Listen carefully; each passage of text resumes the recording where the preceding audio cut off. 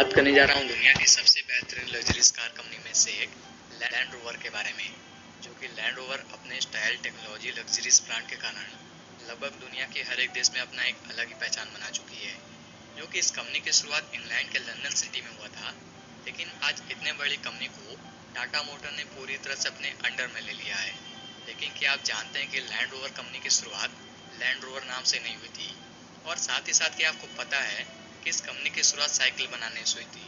तो इसलिए आज मैं आपको लैंड रोवर की अद्भुत कहानी के बारे में शुरू से बताने जा रहा हूँ कि आखिरकार लैंड रोवर कंपनी को किस तरीके से एस्टैब्लिश किया गया था। तो दोस्तों, बात कुछ ऐसी है कि जब इंग्लैंड के लंदन सिटी में 14 दिसंबर 1854 को जॉन केम्प स्टाले नाम के एक इंसान का जन्म हुआ था, और जब वो 18 साल के थे तब वो इंग्लैंड के कोवेंट्री नाम के एक सिटी में अपने अंकल जेम्स स्टाले के साथ काम करने के लिए शिफ्ट हो गए थे, जो कि उनके अंकल एक बहुत बड़े साइकिल इन्वेंटर थे। या तो ऐसे कह लीजिए कि उनके अंकल साइकिल में इतने माहिर थे कि उनको फादर ऑफ साइकिल का पद भी दिया गया है, और जॉन अपने उसी अंकल के साथ रहकर काम किया करते थे।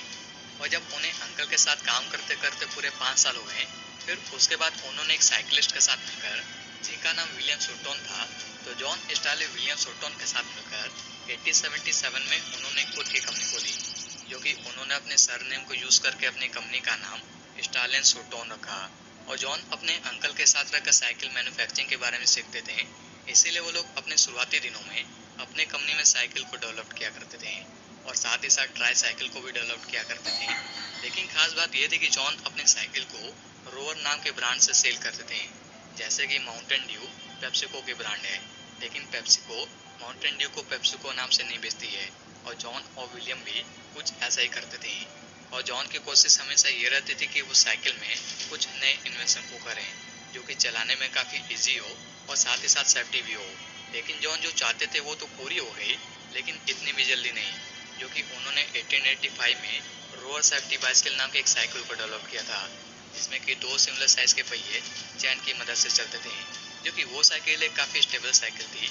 और जॉन की यही साइकिल पूरे इंग्लैंड में इतनी फेमस हो गई थी कि इंग्लैंड के साइकिलिंग नाम के एक मैगजीन ने जॉन के उस साइकिल को अपने मैगजीन में कुछ इस तरीके के आर्टिकल दी कि the rover has set the fashion of the world, जो कि आप उस साइकिल और उस मैगजीन को दोनों को अपने स्क्रीन पर देख सकते हैं।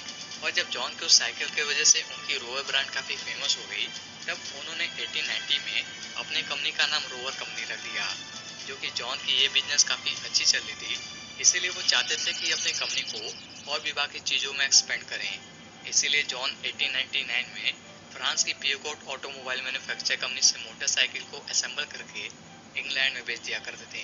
लेकिन इस काम को स्टार्ट करने के 2 साल बाद ही 1901 में जॉन की अचानक से मौत हो गई, जो कि उनकी उम्र सिर्फ और सिर्फ 46 साल ही थी।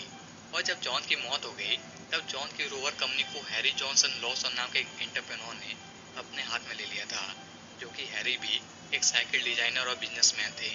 और उनकी कंपनी की ये सफर कुछ ऐसे चलती गई। फिर उसके बाद रोवर कंपनी के अंतर्गत कार को भी मैन्युफैक्चर करना शुरू किया गया, और अब रोवर कंपनी साइकिल, मोटरसाइकिल और कार तीनों चीज को खुद मैन्युफैक्चर किया करती थी। लेकिन कंपनी अभी तक सिर्फ और सिर्फ अपने साइकिल के लिए जानी जाती थी, और कंपनी ऐसे ही धीरे धीरे चलती जा रही थी। और हालांकि सन 1920 के समय कंपनी को बहुत मुश्किलों का भी सामना करना पड़ा, लेकिन अभी तक ये रोवर कंपनी सिर्फ और सिर्फ अपने साइकिल के लिए जानी जाती थी। लेकिन 1930 की बात है कि मॉरिस सुरुप नाम के एक इंजीनियर ने रोवर कंपनी को एज ए चीफ इंजीनियर के तौर पे ज्वाइन कर लिया था। और यही मॉरिस सुरुप 1947 में जीप कार से इंस्पायर होकर एक कार सैंपल को जीप तरीके से डिजाइन किए थे, जो कि उस कार का नाम उन्होंने लैंड रोवर रखा था। और उनकी यही कार इतनी फेमस हो गई थी कि 30 अप्रैल 1948 को उस कार को वर्ल्ड के फेमस एम्स्टर्डम मोटर शो में लॉन्च किया गया था। और उस कार की पॉपुलैरिटी के कारण कार की डिमांड भी बहुत ज़्यादा हो गई थी, और तो और यहाँ तक कि डिमांड के कारण लैंड रोवर की कार की सीरीज को भी बनाना पड़ा था, जो कि लैंड रोवर की कार की सीरीज को भी मैन्युफैक्चर किया गया था। और इसकी पॉपुलैरिटी के कारण 1975 में लैंड रोवर को रोवर कंपनी से अलग कर दिया गया। फिर उसके बाद हजारों लोगों ने एक दूसरे को कंपनी बेचा खरीदा, जो कि उस पार्ट को मैं इस वीडियो में मेंशन नहीं कर रहा हूँ। लेकिन अगर आज की बात की जाए तो आज के समय लैंड रोवर कंपनी को पूरी तरह से टाटा मोटर ने 2008 में अपने अंडर में लिया था। तो चैनल को जरूर सब्सक्राइब कीजिएगा। तब तक के लिए आपके वीडियो देखने के लिए बहुत बहुत धन्यवाद।